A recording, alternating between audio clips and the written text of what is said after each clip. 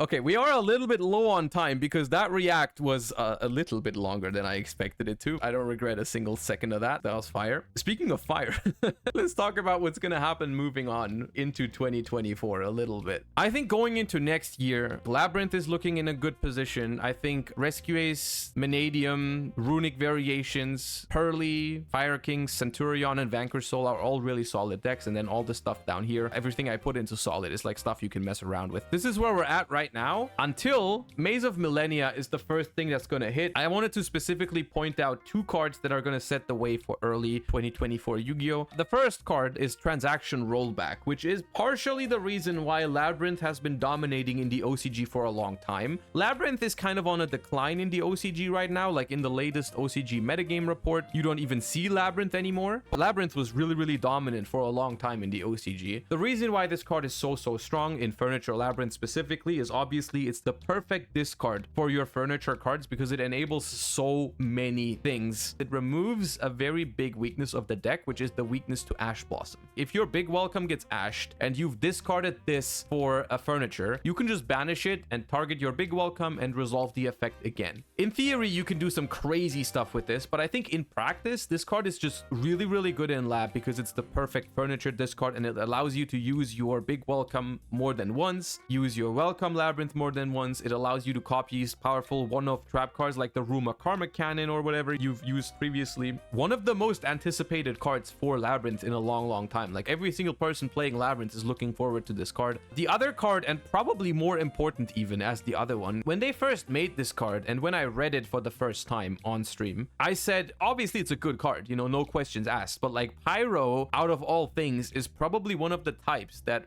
deserves it the most because I mean fire decks historically have always been not getting that much support and love. I was completely okay with them getting a Rhoda for themselves, but since this card has been printed in the OCG, there's been a couple of very powerful Pyro decks released into the metagame here and there that all make great use of this card. As of now, even slotting this card into existing decks, there's already a lot of stuff that would play this card. I mean, for example, you can search Centurion Trudea because it's a Pyro monster. Other decks like Snake Eyes already exist. Decks like Volcanics, I suppose, would like this card a lot. There's a lot of decks that I can see playing this card, and I already know that in the OCG right now, they're playing Bonfire left and right because fire decks, rather Pyro decks, Snake Eye decks are insanely meta in the OCG right now. Honestly, if I had to predict, unfortunately, I think both of those cards are going to be ultra rares in the Maze of Millennia and are probably going to be the main chase cards in the set, just so that you're prepared in terms of what's going to happen with those. And then I wanted to move on with Phantom Nightmare next, but there actually is one other thing that's releasing before Phantom Nightmare, which is the 2-player starter set, which doesn't release anything new into the game. I still wanted to mention it because it could be a good way to get new people into the game, or even, you know, get your friends into the game. I think it's an interesting product. I hope it's going to perform well. I hope it's going to be good. In terms of reprints or anything like that, it brings Zeus again. It brings Visa Starfrost, which I don't think is expensive anymore because it's already been reprinted. It's got some other stuff, you know, Coral Dragon isn't bad, whatever. I think this is mostly meant to be good for beginners, not because of reprint value. Still, I wanted to mention it because this is something to look out for if you have friends that you want to teach the game and you don't know how. Maybe this thing is going to offer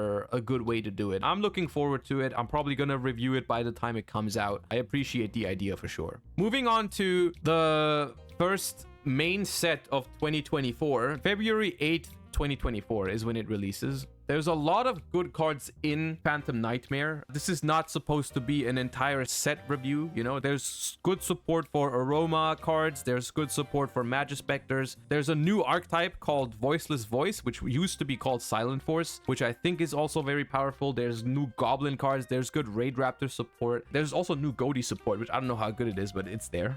We're probably going to review some of the other stuff by the time this set comes closer, but just as an outlook into 2024, I think there's two main cards we need to talk about. The first one is obviously Snake Eyes Populace. This card is, I think, the main reason why Fire/Pyro/Snake Eye decks are dominating the OCG right now. Snake Eyes Populace reads as follows. If this card is added to your hand except by drawing it, you can special summon it. If this card is normal or special summoned, you can add a Snake Eye spell trap from your deck to your hand. If this card is sent to the grave, you can target a fire in your grave, place it face up in the spell trap zone as a continuous spell, each effect once per turn. Now, obviously, this card is searchable off of Bonfire. This card is searchable off of Snake Eye Ash. The standard line is, I believe, Diabellstar grabbing the Sinful Spoils Snake Eye spell, and that spell summons Ash. Ash searches this, then this special summons itself, adds another Snake Eye spell and trap from deck to hand, so on and so forth. You can also start your combos with activate Bonfire, search Populace, special Populace, search the Snake Eye spell and trap to summon a level 1 from, so on and so forth, right? The card is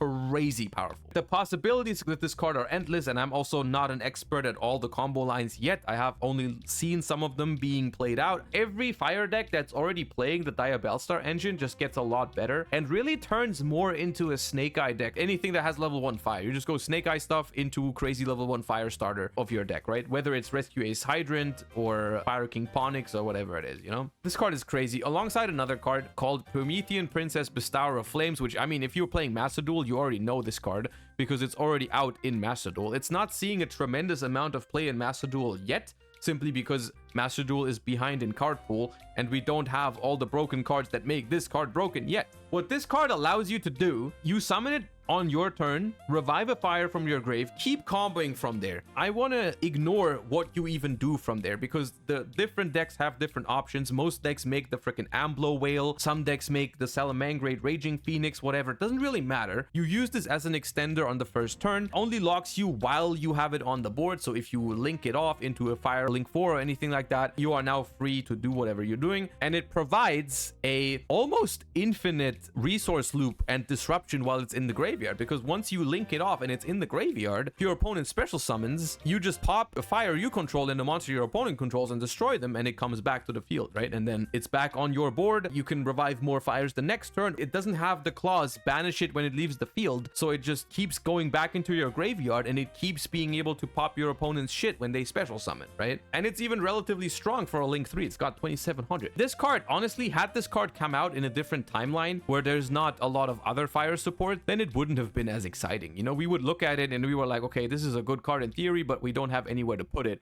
Now, what a coincidence, we have good places to put it. We have a lot of good generic fire stuff now and a lot of good decks to make use of it. Snake Eyes, Fire King, Rescue Ace, Salamangreat is even seeing play in the OCG. Freaking Infernoid is seeing play in the OCG because of those cards. I'm kind of neutral at this entire thing because even though we're probably looking at a meta where Snake Eye / fire decks are going to be very popular, in my book, that's not necessarily a bad thing. To me, it doesn't really matter that all the cards in the meta have a fire attribute on it. The game can still be fine, you know, like unless you're somehow allergic to the fire attribute. There's still a couple different decks in the meta probably, but you know, we'll see. Just for reference, this is currently what the OCG metagame looks like. This is before the most recent OCG ban list where they limited emergency, by the way, but like we don't have any data from after the ban list yet. 27% Fire King, which is a Snake Eye deck. 15.5% Rescue Ace, which is a Snake Eye deck. We have pure Snake Eye, which is actually the one I'm looking forward to the most. I think that's hella cool, but it's also, I mean, obviously a Snake Eye deck. And then in fourth place, we have Infernoid, which is, spoilers, also Snake Eye, because Decatron is level 1 fire. Over 50% are using Snake Eyes, pretty much. And then after, we have like some Silent Force / Voiceless Voice. We have some Branded, some Runic. I'm sure in others, you're gonna find there's some Labyrinth, some Centurion. I wouldn't go as far as to say the fire decks are tier 0 in the OCG right now, but they are definitely dominating. It would be foolish to not assume the same is gonna happen in the TCG, I think, because we've already seen the power of Rescue Ace. We've already seen glimpses of Fire King recently at YCS Bologna. We had 4 Fire Kings in top 64. They only get a lot better from here on out, and I'm gonna be honest with you, the other stuff in Phantom Nightmare, while there are good cards in it, I don't think anything is here to really rival the fire decks in a great fashion, right? Starting February, I think for the first half of the year, we're gonna be playing a lot of these fire decks. You know, Fire King is gonna be good, Rescue Ace is gonna be good. There's probably gonna be decks that have good matchups into the fire decks, and those are gonna thrive, you know, but I think that's just what we're looking at for the beginning of 2024. Of course, take it with a grain of salt because the TCG is a different place than the OCG for sure. It's never 100% certain that stuff that performs well in the OCG is going to perform well here. However, I mean, I've seen the cards, I've read the cards. I don't really see a reason to doubt that fire is going to be the way to go in the first couple months, right? But who knows? Maybe they print TCG exclusives that change it. Maybe they act quicker with a ban list than they do in the OCG. Who knows? It's hard to predict. Overall, though, I want to say it's not something that scares me. It's not something that I'm looking at and I'm like, hey, I don't want to play this format. I actually think Fire King is a deck that looks really cool. I actually think Snake Eyes is also a deck that looks really cool. So in my book, I'm kind of chilling over here. Like, I'm kind of seeing these on the horizon. I'm actually in the camp of, I can't wait for these cards. I like Snake Eyes. I literally got my freaking Flamberge Dragons. I got myself a playset on release because I thought the card was incredibly cool and looked fun to play with. And Snake Eyes in general are really cool. I'm looking forward to it. Yeah, I'm sitting at my campfire and I'm just waiting for the Snake Eyes support to release. And,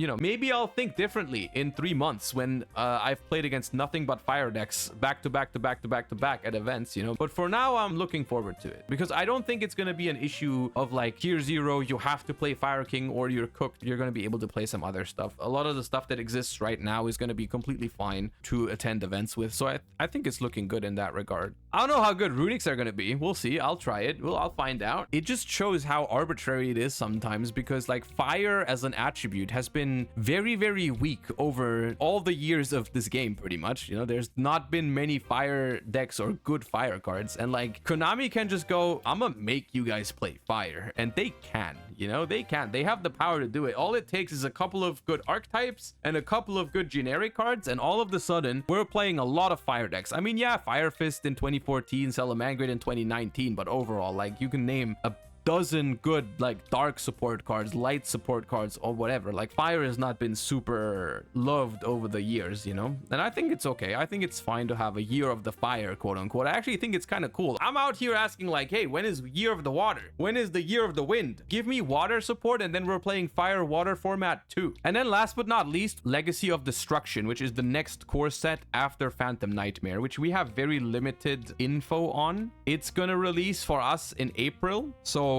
that's 4 months down the line, so we don't have to focus on it too much. This is the one with the Lightsworn support. It's got even more voiceless voice stuff in there, but I mean, that's pretty much it for now. I've read some of the other cards here already, but nothing too important in terms of new archetypes, I think. And that's what we're looking at for early 2024. You know, we're gonna start, I think, with these kind of decks. At least, I mean, it's my prediction. Take it with a grain of salt. And then we're moving into Labyrinth support and a massive amount of fire support coming with Maze of Millennia and Phantom Nightmare. But I'm looking forward to it. I think it's gonna be good. And that is the 2024 outlook that I wanted to do. That was a little bit quicker than I thought. Before we end the last stream of the year, I just want to say a couple things. It's been a great year for me. Couldn't have asked for a better year, I don't think. Winning Master Duel Worlds, winning YCS Bologna, it's been absolutely surreal. But I do think my biggest achievement, or what I'm proudest of this year, is for sure you guys. The Twitch situation, you know, the ability to go live and play the game I love